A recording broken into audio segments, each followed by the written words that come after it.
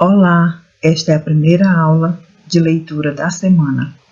E como tivemos o feriado na segunda-feira, do Dia de Finados, nós não vamos estudar um novo gênero nesta semana, porque nós só temos 2 aulas na semana. Então a gente vai retomar os contos de esperteza que nós estudamos na semana passada.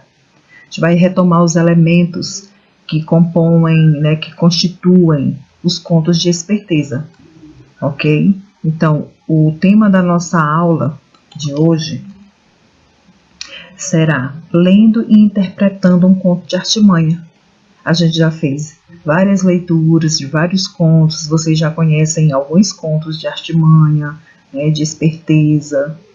E aí hoje a gente vai ler e interpretar um conto de artimanha, observando os elementos que compõem este gênero, estes contos. E aí o objetivo de aprendizagem qual é? É ler e interpretar um conto de artimanha, reconhecer os elementos constitutivos que compõem os contos de artimanha. Vocês lembram dos elementos constitutivos que nós estudamos nas aulas anteriores? Bom, aqui nós temos a ilustração do livro Contos Tradicionais do Brasil para Jovens, que é de Luiz da Câmara Cascudo. Nele a gente fez leitura, já foi apresentado alguns contos dele, inclusive O Sapo com Medo d'Água. Vocês lembram o Sapo com Medo d'Água? Que os meninos queriam matar, e aí teve uma série de coisas, ele foi criando uma série de esperteza para conseguir sobreviver. Vocês lembram desse conto? Então, a partir dele nós vamos observar aqui os elementos que constituem esse gênero, que compõem esse conto de esperteza. E aí nós temos os personagens, que sem eles não acontece a história, A gente viu aqui no Sapo com Medo d'Água, um dos personagens era o sapo, e os personagens, eles podem ser animais ou humanos, nos contos de esperteza. Um outro elemento é o narrador, e esse narrador pode ser personagem ou pode ser observador. E o que a gente viu? O que a gente aprendeu? Que o narrador personagem é aquele narrador que narra, porém ele participa da história. Ele participa.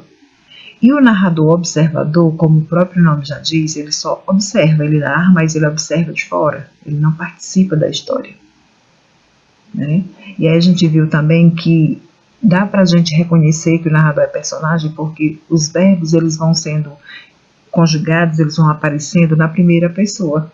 Quem é a primeira pessoa? O eu.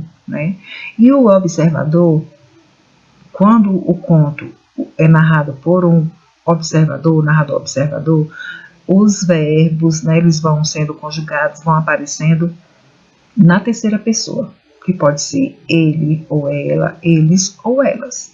E a gente viu disso, lembrem disso, que nós estudamos na aula anterior, Então, o narrador ele pode ser personagem ou observador. E o tempo, a gente viu que nesses contos de esperteza, ele é um tempo indefinido, não é um tempo exato. O espaço ele já é especificado nas histórias, nos contos, nas narrativas, o espaço já é bem especificado. Pode ser um palácio, como vimos em algumas histórias, na lagoa ou na água, enfim. Então, o espaço dá para a gente também identificar no conto, em uma narrativa, no conto de esperteza. E o enredo? Vocês lembram o que é o enredo, esse elemento? O enredo é a sequência de ações que vão sendo apresentadas ao longo da história, que vai desde o começo, desde o início, o meio e o fim. Então, é essa sequência em que vai aparecendo os fatos, as ações vão acontecendo. Então, é todo o começo, meio e fim. E o conflito? Alguém lembra do conflito? O que é o conflito? Não é uma briga, não é uma confusão. O conflito é uma situação que é gerada, é uma situação inicial, que a partir dela, vão acontecendo todas as outras.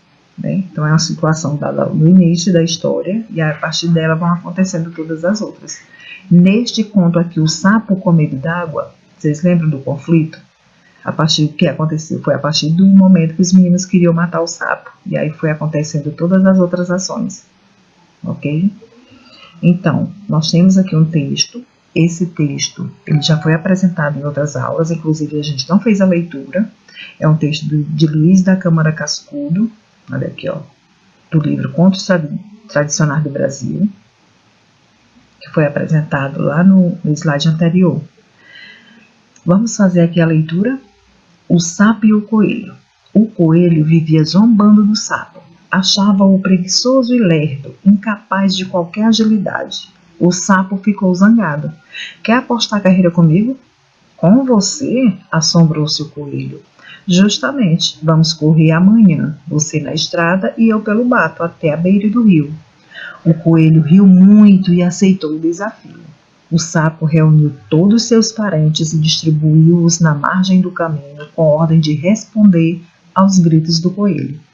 Na manhã seguinte, os dois enfileiraram-se e o coelho disparou como um raio, perdendo de vista o sapo que saíra aos pulos. Correu, parou e perguntou: Camarada sapo? Outro sapo respondia dentro do mato: Oi? O coelho recomeçou a correr. Quando julgou que seu adversário estivesse bem longe, gritou: Camarada sapo? Oi? Coachava um sapo. Debalde o coelho corria e perguntava, sempre ouvindo o sinal dos sapos escondidos. Chegou à margem do rio exausto, mas já encontrou o sapo, sossegado e sereno, esperando-o. O coelho declarou-se vencido. Olha, que conto, que narrativa bem interessante, né? E aqui nós vamos também fazer uma interpretação, identificando aqui os elementos, né, que nós vimos, que já vimos em aulas anteriores e que já vimos no slide anterior. Né? Quais são esses elementos?